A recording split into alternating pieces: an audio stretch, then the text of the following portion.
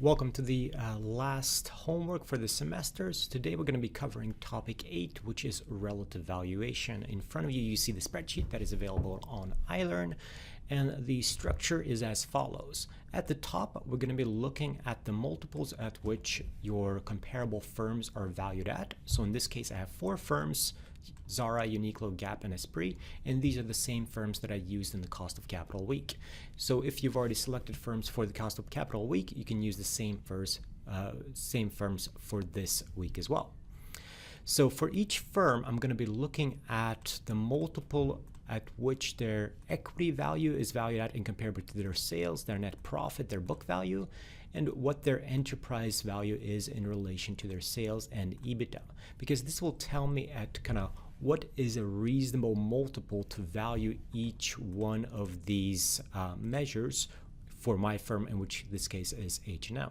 So for example, if I find that the average sales multiple across these 4 firms is 2, and H&M's sales, theoretically, let's say it's 1 million and the multiple is 2, then the implied value would be 2 million. So essentially just multiplied by the average or the median multiple.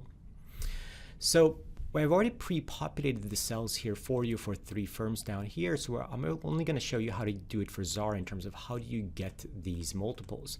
Now, technically, you can either calculate them manually by grabbing information from Bloomberg, but technically Bloomberg already calculates these for you, so you can actually just grab them directly.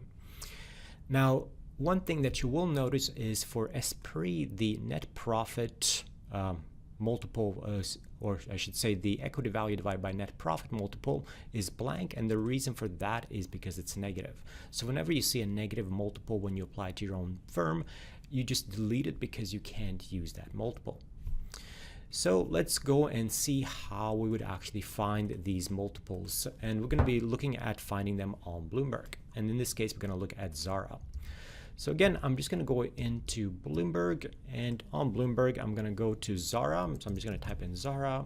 And I know that Zara is called ITX SM Equity, but by now you should know what some of your, competitors' ticker codes are. So I select the ticker code for Zara.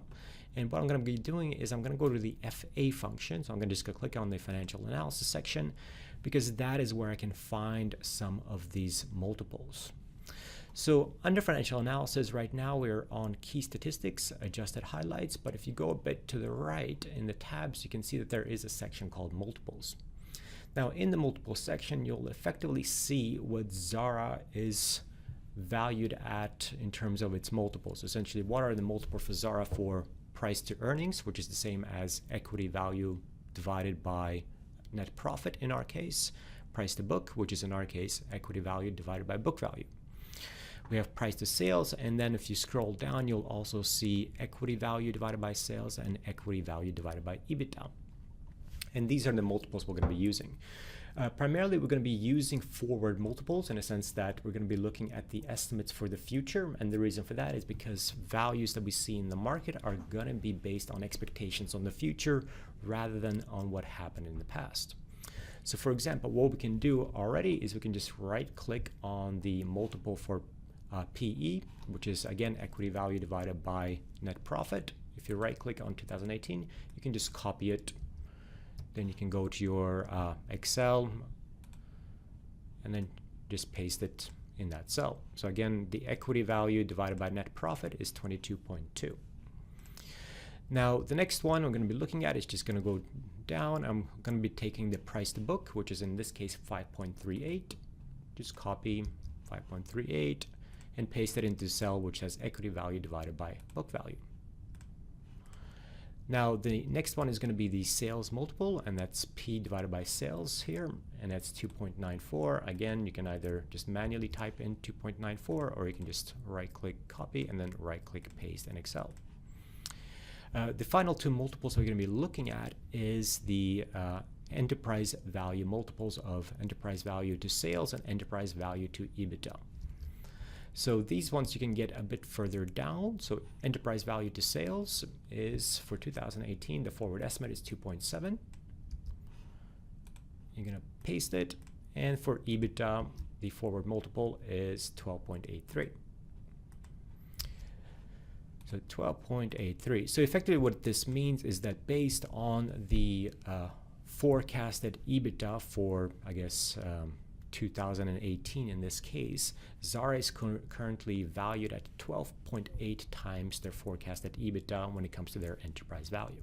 And that's how the logic works for all of these multiples. Now that we have a range of multiples, and again, for each firm, in your case, you'll actually have to go through and grab each firm, but it's not too hard. What you need to do then is to figure out what is the range of these multiples. Now, generally speaking, we only have 4 firms. It's actually not that difficult, but if you had a lot more firms, you might want to use a function in Excel to try to understand what is the minimum, maximum, mean, and the median multiple. So in this case, we're going to go into C10, and we're going to type in the function to find the minimum value for a range of cells. So we're going to type in MIN, and then we're going to select the range just above here, and then close the bracket.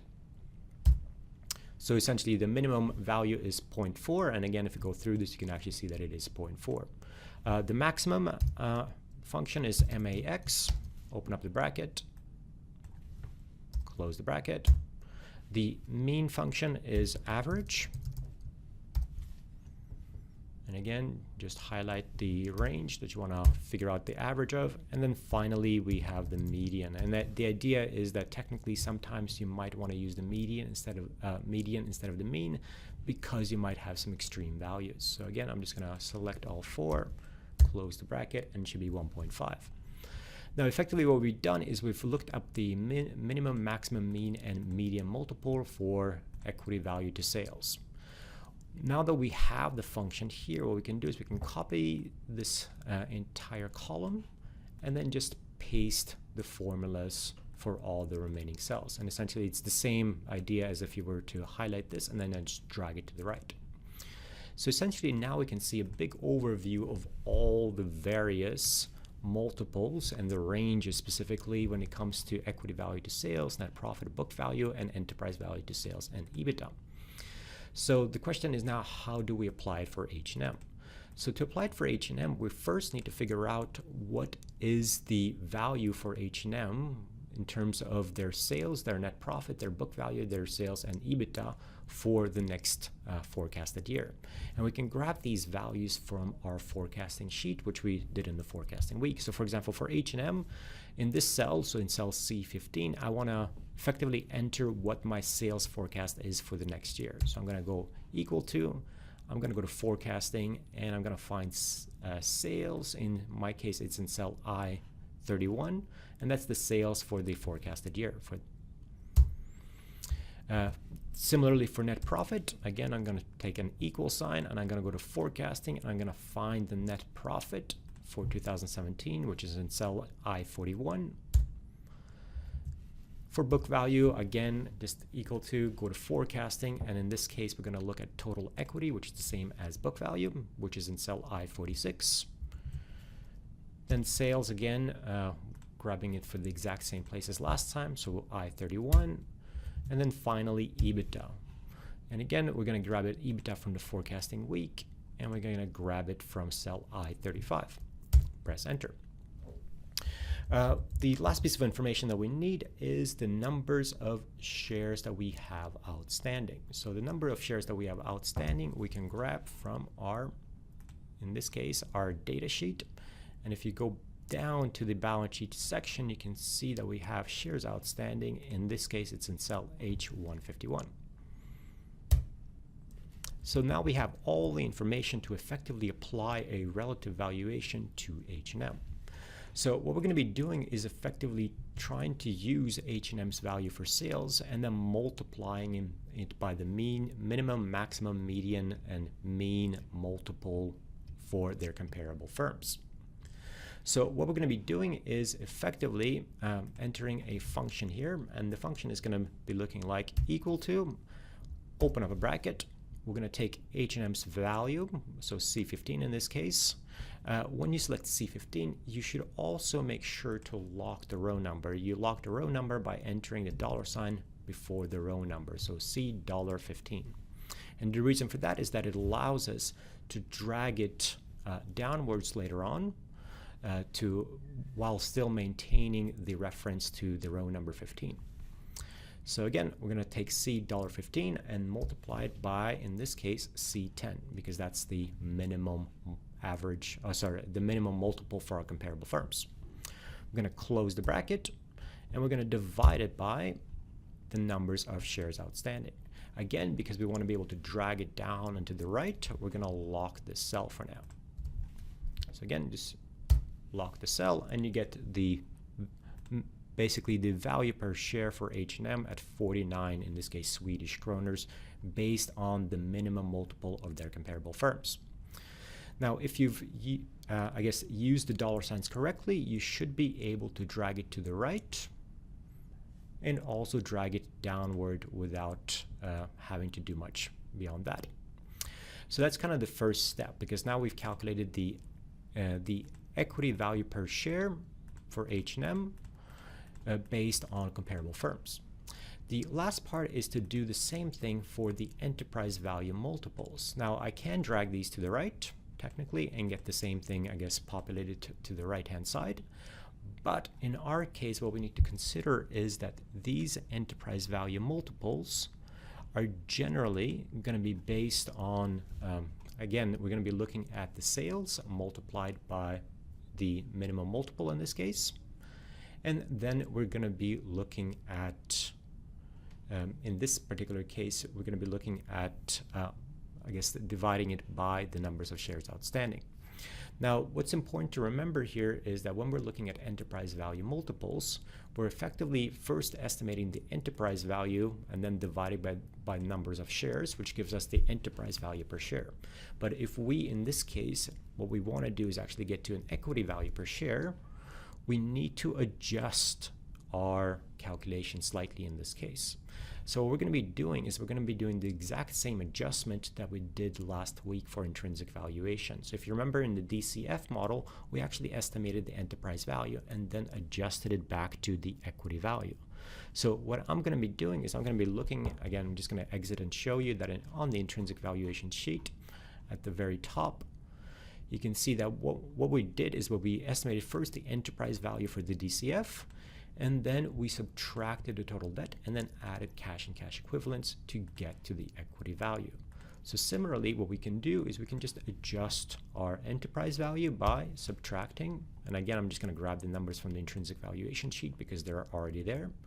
So subtracting the total debt, and I'm going to lock that cell by essentially adding dollar signs before and after C, and then I'm going to add, so plus cash and cash equivalents, and again I'm going to lock that cell by entering dollar signs around C, so before and after C.